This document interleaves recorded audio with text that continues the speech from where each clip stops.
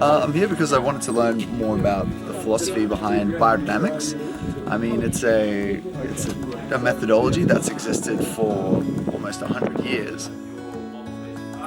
I'm at this workshop to just learn a new way of thinking and kind of expand my knowledge about our relationship with land. I definitely feel like I'm thinking about things really differently after this workshop.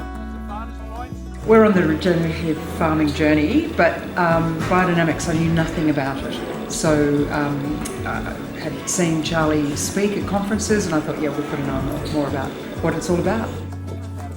I think the spiritual side and the earth side really got me thinking on a different level, and I just never put those two together, that health wasn't just what we ate, it was the environment around us.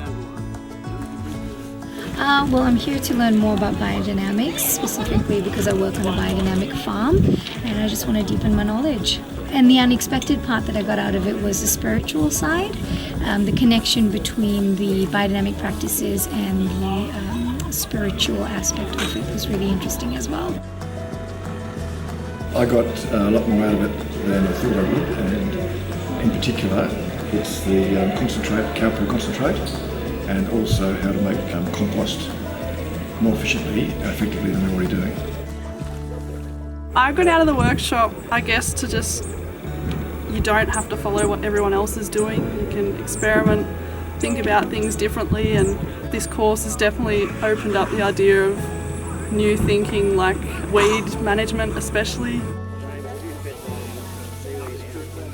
It's probably prompted my mind and my brain to think in a different way and to look for new ideas and different ideas and be more in tune spiritually with what's going on. This course has been recommended to me by numerous different people, and now I understand why. Having been here and experienced it for myself, and having seen the diverse range of people, from people that just literally have a pot of basil in their apartment to tens of thousands of acres, I feel like I can recommend this to anybody.